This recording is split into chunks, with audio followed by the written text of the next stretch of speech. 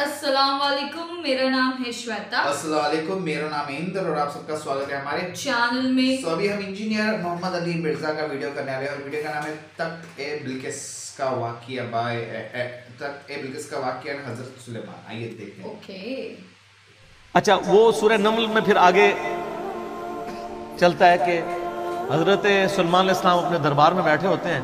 اب سارے ان کے کمانڈر حاضر ہیں، جنوں کا کمانڈر بھی ہے، اسی طریقے سے انسانوں کے کمانڈر بھی، سارے ان کے سردار وہاں پہ جمع ہیں۔ تو جو ان کی ایئر فورس کا کمانڈر تھا نا، وہ ہدہد تھا۔ ہدہد ایک پرندہ ہے جس کی بڑی خوبصورت سی کلگی ہوتی ہے، جیسے مرغے کی ہوتی ہے، اور بڑا ایکسٹرا آرڈنری پرندہ ہے۔ آپ جا کے گوگل پہ سرچ کریں، یوٹیوب پہ اس کی ویڈیوز دیکھیں کہ اللہ نے اس کو کیا صلاحیت دی۔ وہ ان کا سمجھ لیں ایئر فورس کا چیف تھا۔ تو آپ نے فرمایا وہ کدھر غائب ہے، اور پھر ساتھ فرمایا کہ وہ اپنی غیر حاضری کی کوئی جسٹیفیکیشن مجھے پیش کرے، اور اگر اس نے کوئی ایسی جسٹیفیکیشن نہ پیش کی کہ وہ میرے دربار سے غائب کیوں ہے، تو میں اسے سزا دوں گا یا میں اسے ذبح کر دوں گا۔ بس یہ آپ ورڈک بولتے ہیں تو تھوڑی دیر بعد ہدہد آ جاتا ہے اور وہ اپنی جسٹیفیکیشن پیش کرتا ہے۔ اب ظاہر ہے وہ میں نے بتایا کہ سورہ نمل میں ہی آتا ہے کہ اللہ تعالیٰ نے جانوروں کی بولیاں سکھا دی تھیں۔ تو حضرت سلیمان علیہ السلام اس سے پوچھتے ہیں کہ بتاؤ سر، پھر ہدہد دیکھیں کڈا پکا مواحد سی۔ وہ کہتا ہے کہ اے سلیمان علیہ السلام، میں آپ کے لیے ایک ایسی خبر لے کے آیا ہوں جو آپ کے علم میں بھی نہیں، بابی نہیں تھا ہدہد نا۔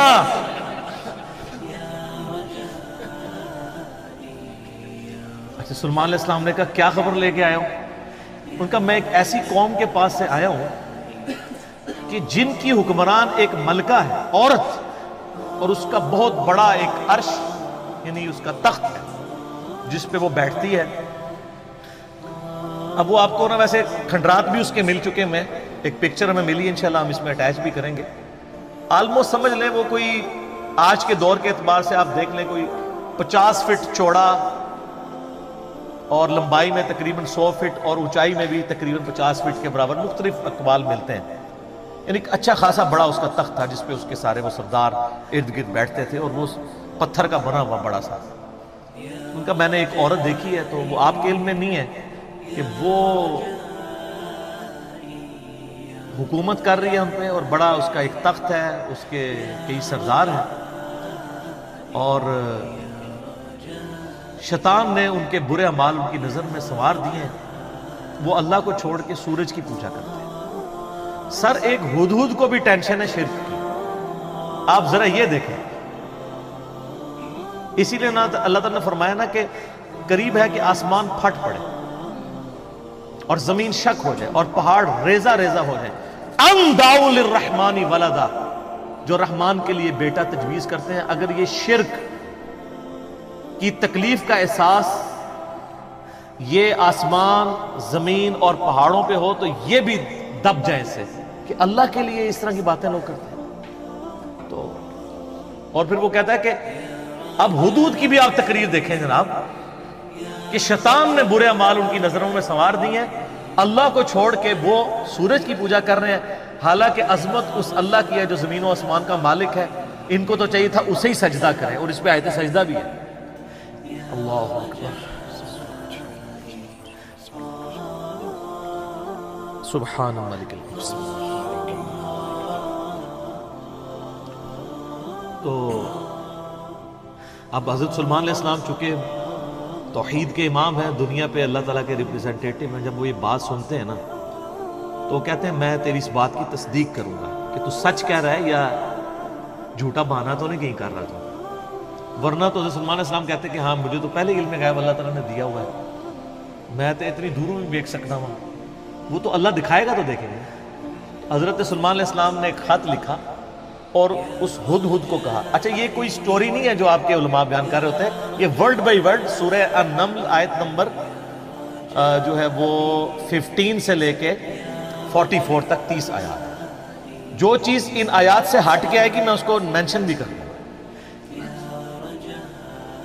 تو وہ خط لکھ کے دیتے ہیں کہ یہ خط لے جاؤ اور جا کے ملکہ جو ادھر کیا ہے، ملکہ بلقیس جو ہے یہ اسرائیلی روایتوں میں آتا ہے، قرآن میں صرف ایک عورت کا ذکر ہے کہ جو حکومت کرتی تھی۔ اور خط اس کو دے کے پھر دیکھنا اس کا کیا جواب دیتے ہیں. ہدہد جناب لے کے خط پہنچا ہے اور جا کے اب ہدہد ایک خط لے کے آ رہا ہو اور ملکہ کے وہ جا کے بیڈ روم میں سیدھا جا کے لینڈ کرتا ہے. کوئی سیکیورٹی گارڈ کوئی کچھ نہیں روک سکتا. وہ کھڑکی سے آ کے اس میں لینڈ کر کے سامنے لا کے اس کے خط پھینکتا ہے. تو حضرت سلیمان علیہ السلام کا خط وہ کھولتی ہے تو وہ اس خط میں تو 2 ٹوک جملے لکھے ہوتے ہیں. انہ من سلیمان و انہ بسم اللہ الرحمن الرحیم. اور تم سر تسلیم خم کر کے فوراً میرے پاس حاضر ہو جاؤ. بس یہ 2 لائنوں کا ایک جملہ ہوتا ہے. جب وہ اپنے سرداروں سے مشورہ کرتی ہے تو وہ کہتی ہے میرے پاس ایک معزز خط آیا ہے اور یہ معزز خط سلیمان کی جانب سے ہے. انہ من سلیمان، سورہ النمل آیت نمبر 30. یہ واحد مقام ہے جہاں سورت کے اندر بسم اللہ شریف آئی ہے. ایک عزت والا خط آیا ہے. عزت والا وہ اس لیے کہتی ہے وہ اس کو پتہ چل گیا کہ غیر معمولی بندہ ہے کہ ہدہد جس کا خط لے کے آ رہا ہے میرے پاس. تو ظاہر ہے یہ کوالٹی تو اس کے پاس نہیں تھی کہ یہ کوئی کتنا بڑا بادشاہ ہے کہ جس کو اللہ نے یہ حکومت دی ہے کہ جانوروں پہ بھی اس کی حکومت ہے.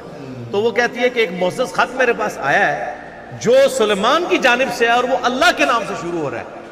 اس سے یہ سنت ٹھہری کہ جب آپ کوئی خط لکھیں کسی کو تو بسم اللہ سے اس کا آغاز کریں اور اس میں یہ ہے کہ سر تسلیم خم کرو اور میرے پاس حاضر ہو جاؤ.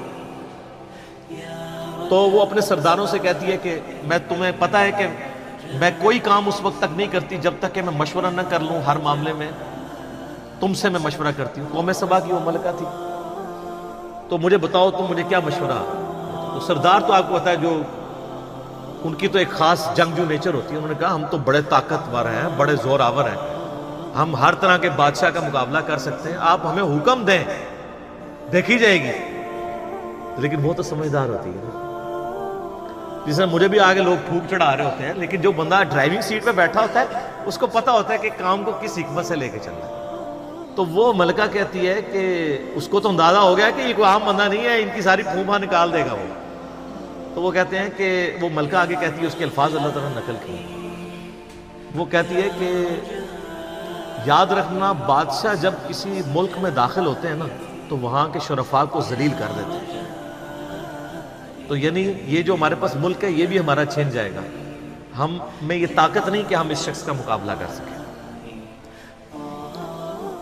یہاں پہ بھی آپ دیکھ لیں انگریزوں نے یہی کیا ہے نا. جب انگریز یہاں حکومت میں ہے نا سب سے زیادہ ذلیل انہوں نے کیا ہے خاندان مغلیہ کو. اس لیے کہ وہ یہاں پہ رولرز تھے. تو انہوں نے کہا پہلے تو جناب ان کو اتنا ذلیل کرو نا کیونکہ ان کے اندر جراثیم موجود ہیں حکومت کرنے کے. ان کو تو ذلیل و خوار کرو.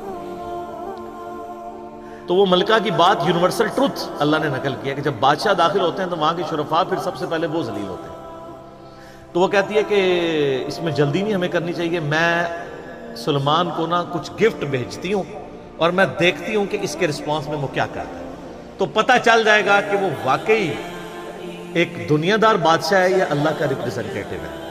یہ اس نے چیک پوائنٹ رکھا کہ اگر دنیاوی بادشاہ ہوا تو دنیاوی بادشاہ پرانے زمانوں میں دوسرے ملکوں پہ کیوں حملہ کرتے تھے تاکہ ان سے ان کی دولت ہتھیائیں.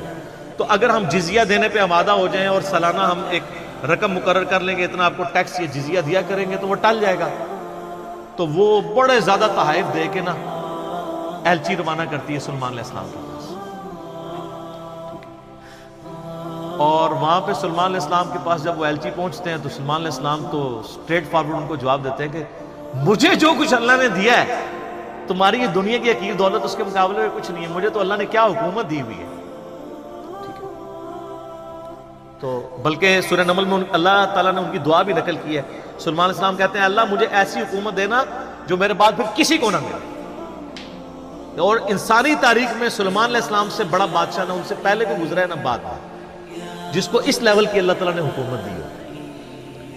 تو وہاں پہ جب ایلچی پہنچتے ہیں تو وہ ان کو اسٹریٹ فارورڈ جواب دیتے ہیں اور ان کو واپس کر دیتے ہیں کہ جاؤ اور اپنی ملکہ کو بتا دینا کہ اب ہم وہ لشکر لے کے آئیں گے جس کی تاب تمہارے لشکر نہیں رکھ سکتے. انتظار کرو ہمارا. تو وہاں سے چلے جاتے ہیں. وہ تو چلے جاتے ہیں اور سلیمان علیہ السلام کو پتہ ہوتا ہے کہ وہ مطیع ہو کے ہی آئے گی کیونکہ وہ سمجھ گیا ہوتا ہے کہ اس نے یہ جو ڈیسیژن کیا ہے وہ کیوں کیا. اب یہ فاصلہ آلموسٹ 2000 کلومیٹر کا ہے. قوم سبا آباد تھی یمن میں اور حضرت سلیمان علیہ السلام یروشلم میں بیٹھے ہوئے تھے, بیت المقدس ایلیا شام کے اندر. آلموسٹ 2000 کلومیٹر کا یہ فاصلہ ہے. تو آپ سمجھ لیں یہ فاصلہ طے کرنے کے لیے بھی 40 سے 50 دن پیدل چاہیے. تو سلیمان علیہ السلام جب ان کو واپس کرتے ہیں, وہاں پہ جب واپس خط پہنچتا ہے تو ظاہر ملکہ تو پہلے ہی اس کو سمجھ آ گئی ہوتی ہے کہ کوئی عام بندہ نہیں ہے. تو ملکہ یہ ڈیسائیڈ کرتی ہے کہ میں خود سلیمان کے پاس جاؤں گی, کیونکہ اس خط میں پہلے میں کیا لکھا تھا کہ مطیع ہو کے میرے پاس حاضر ہو. سر یہ بادشاہ کا آپ لیول دیکھیں کہ دوسرا بادشاہ جنگ بھی نہیں کرنی پڑ رہی, سیدھا وہ خود حاضر ہو رہے ہیں. خیر اس بات کو کچھ عرصہ گزر جاتا ہے. جب اس کا لشکر آنے کے 3-4 دن یا کچھ دن باقی رہ جاتے ہیں نا, تو سلیمان علیہ السلام اپنی مجلس میں بیٹھے ہوتے ہیں. تو سلیمان علیہ السلام اپنے درباریوں سے کہتے ہیں کہ وہ جو بلقیس ہے وہ مطیع ہو کے میرے پاس آنے والی ہے. ان کو پتہ ہے, فیڈ بیک مل جاتی ہے, اللہ تعالیٰ نے وحی کے ذریعے آگاہ کر دیا. تو پھر وہ ایک گفتگو کرتے ہیں وہاں پہ جہاں پہ وہ تخت بلقیس کا ذکر ہے. اور آصف بن برقیہ کا نام قرآن میں نہیں ہے, یہ اسرائیلی روایتوں میں. وہ سورۃ النمل کی آیت نمبر ہے 30. اعوذ باللہ من الشیطان الرجیم, بسم اللہ الرحمن الرحیم. بلکہ آیت نمبر 30 میں تو وہ یہ آگی 38 نمبر سے آن ورڈ. 30 تو پہلے گزر چکی نا, انہ من سلیمان و انہ بسم اللہ الرحمن الرحیم. یہ آیت نمبر ہے 38. قال یا ایھا الملأ ایکم یأتینی بعرشها قبل ان یأتونی مسلمین. حضرت سلیمان علیہ السلام کہتے ہیں اے میرے سرداروں جو میرے ساتھ اٹیچ لوگ ہو, تم میں سے کون ہے کہ جو مجھے اس ملکہ کا تخت لا کر دے اس سے پہلے کہ وہ سر تسلیم خم کرتی ہوئی میرے پاس حاضر ہو جائے. کون ہے کہ جو ایسا کرے؟ قال عفریت من الجن. تو ایک بڑا دیو ہیکل جن کہتا ہے انا آتیک بہ قبل ان تقوم من مقامک, کہ میں آپ کی اس محفل برخاست ہونے سے پہلے 3-4 گھنٹے کی جو بھی آپ کی مجلس ہوتی ہے, مجلس ختم ہونے سے پہلے میں وہ تخت آپ کو یہاں پہ لا دوں گا. انبلیویبل چیز ہے. 2000 کلومیٹر سے اتنا بڑا تخت پتھر کا وزنی 3-4 گھنٹے کیا, وہ تو آج بھی آپ اگر جہاز میں بھی لائیں تو 3-4 گھنٹے میں نہیں پہنچ سکتا, اس کو تو لفٹ کرنے میں پرابلم ہو جائے گی.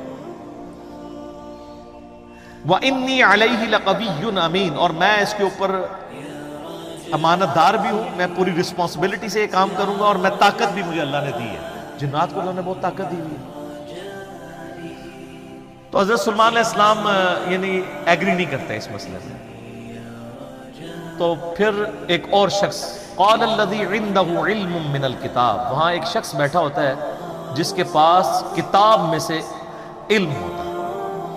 وہ کہتا ہے انا آتیک بہ قبل ان یرتد الیک طرفک, میں اس تخت کو آپ کے سامنے حاضر کر دوں گا آپ کی آنکھ جھپکنے سے پہلے.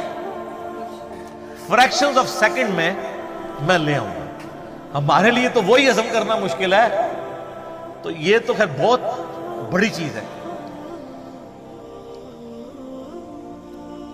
تو یہ اس نے دعویٰ کیا, بس یہ دعویٰ کرنے کی دیر تھی اور وہ لے بھی آیا تھا. فَلَمَّا رَآهُ مُسْتَقِرًّا عِنْدَهُ, تو حضرت سلیمان علیہ السلام نے جب وہ تخت وہاں پر آیا ہوا دیکھا, قَالَ هَذَا مِنْ فَضْلِ رَبِّي, انہوں نے کیا حضور کڈے پہنچے بزرگوں, کیا بات ہے, کیا صاحب کرامت ہو, نہیں اومٹ کر, ان کا یہ میرے رب کا فضل ہے. ہاذا من فضل ربی, آپ لکھتے ہیں نگاہ مرشد سے, ماں باپ کی دعا سے, اور پیغمبر کا کہتا ہے ہاذا من فضل ربی, یہ تو میرے رب کا فضل ہے. کیوں ہے فضل؟ لیبلونی اشکر ام اکفر, تاکہ وہ مجھے آزمائے کہ میں اس کا شکر گزار بنتا ہوں یا نہ شکرا. یہ سر توحید ہے. वमन शकरा फइन्नमा यशकुरु लिनफ्सी, और जो कोई अल्लाह का शुक्र करेगा तो वो भी अपने नफ्स की खातिर ही कर रहा होगा, अल्लाह को कोई परवाह नहीं। वमन कफरा, और जो कोई अल्लाह की नाशुक्री करे, फइन्न रब्बी गनियुन करीम, तो मेरा रब तो गनी है, करीम है, उसे किसी की परवाह ही नहीं है। हाज़ा मिन फज़्लि रब्बी। अच्छा, इसके बाद फिर आता है कि वो मलका जब आई, हज़रत सुलेमान अलैहिस्सलाम ने कहा कि ना इस तख्त की हैत बदल दो, डिज़ाइनिंग इसकी थोड़ी सी चेंज कर दो, जो उसके ऊपर कोई फूल बूटे लगे हुए थे थोड़ा सा इसे टेम्पर करो, और मैं देखूंगा कि वो पहचानती है अपने तख्त को नहीं कि नहीं पहचानती। तो वो फिर मलका वहाँ पे आ पहुँचती है, तो सुलेमान अलैहिस्सलाम उसे रिसीव करते हैं और कहते हैं इस तख्त के बारे में तेरा क्या ख्याल है। तो वो बड़ी समझदार होती है, तो वो कहती है ये तो लगता है कि ये मेरे तख्त ही है, उसकी मिसल मुझे लग रहा है, बल्कि शायद वही है। तो ये उसकी समझदारी का भी सबूत है कि वो उसको टेम्पर्ड फॉर्म में भी पहचान लेती है, और ये उसको दूसरा मैसेज मिल जाता है उन्होंने क्या लड़ना है, उसने कहां से लड़ना है। वो तो ये भी नहीं थी एक्सपेक्ट कर सकती कि 4 महीने में भी कोई उठा के यहां ला सके, अभी तो उसको ये पता ही नहीं था ये तो ऐसे आया हुआ है। ठीक है, तो फिर सुलेमान अलैहिस्सलाम उसे अपने जो टेम्पल है ना उसकी भी थोड़ी झलक करवाते हैं। आगे एक महल में जब लेके आते हैं कमरे में, तो उसमें ऐसे शीशे जड़े हुए होते हैं कि वो गोया देखने में तालाब महसूस हो रहा होता है। तो जब उस पर पाँव रखने लगती है वो समझती है शायद पानी वाला तालाब है, तो वो अपने जो तहमद है या जो भी उसने कपड़े पहने होते हैं वो थोड़ी सी उठा लेती है, उसकी पिंडलियाँ भी नंगी हो जाती हैं, वो समझती है पानी है, वो पानी नहीं होता, तो वो इम्प्रेस होती है। और फिर वो वहाँ पे कहती है कि मैं सुलेमान के साथ अपने रब के सामने सर तस्लीम खम करती हूँ, जो मैं शिरक करती रही मैं अल्लाह की तरफ रुजू लाती हूँ, और वो इस्लाम कबूल करती है। बाकी इसराइली रवायतों में फिर मिलता है कि सुलेमान अलैहिस्सलाम का निकाह उसके साथ होता है। कुरान ने इस चीज़ को एड्रेस नहीं किया, कुरान तो बस कंक्लूड इस पे करता है कि वो मुसलमान हो जाते हैं। ना वो बरेलवी होती है, ना देवबंदी होती है, ना अहले हदीस होती है, ना शिया होती है, बल्कि मुसलमान हो जाती है। और आप ये अल्फाज देखें जनाब, मुसलमान मुसलमान ही है हर तरफ।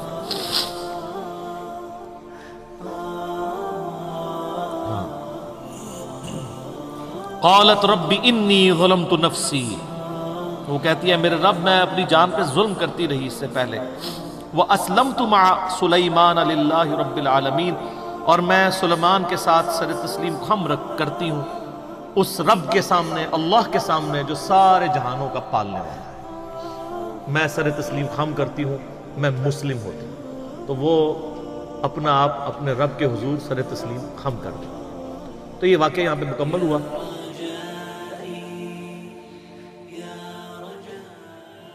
अब वो ये कहते हैं जनाब कि जी वो इन्होंने फिक्र लग, अच्छा इससे तो तौहीद अखज़ करनी चाहिए थी, ये चक्कर में पड़ के कहते जी बंदा लबो केड़ा यार जिन्हें एंज करके तख्त लेके आया। वो बंदा अगर इंपॉर्टेंट होता ना तो अल्लाह ताला उसकी तारीफ वहां पे बयान करता।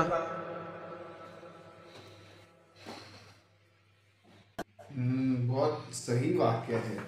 तख्त बिल्किस कैसे बताया ना, कैसे मतलब वो एक बोलते हैं ना हम जिस तरह औरत पूरा मतलब बोलते हैं ना औरत से रिलेटेड बोलते हैं ना, इतना उसका की महारानी थी और उसके अंदर बहुत सारे सरदार थे। जी जी जी, कैसे वो पंछी गया उनके पास में से, पहले तो वो बोलते हैं कि पंछी इसका मेरे को सुनना है कि रीजन क्या है, आया क्यों नहीं, अगर वैलिड है तो सही है, नहीं तो फिर उसको सजा मिलेगी। लेकिन फिर वो ये सब लाता है, फिर ये सारा वाक्य शुरू होता है। बहुत ये तो पता भी नहीं था, ये तो कुछ भी नहीं पता था। इनफैक्ट इन्होंने भी बोला ना कुरान में ये लिखा है कि सिर्फ वो मुसलमान हो गए थे, हाँ, वो सब नहीं लिखा, बट इतना सब कुछ नहीं लिखा हुआ है। बट बहुत मतलब ये थोड़ा सरप्राइज था मैं पूरा वाक्य सुन के। मैं भी वही सोच रही थी, बहुत मैं अज्यूम भी कर रही थी, बोले थे जहाँ पे उनको लगा कि वो पानी है बट वो पानी नहीं होता। तख्त भी कैसे चुटकी में आ गया एकदम से।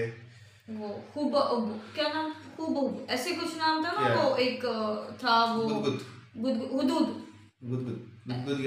था मेरे याद। सॉरी हमने एक ही बार सुना है तो मैं जस्ट थोड़ा रिकलेक्ट कर पा रही हूँ। गुदगुद नाम, हाँ बट ठीक है, हम और देखेंगे। बहुत ही अच्छा लगा ये वीडियो ना। तब तक के लिए हमारे वीडियो को like, subscribe, click on the bell icon.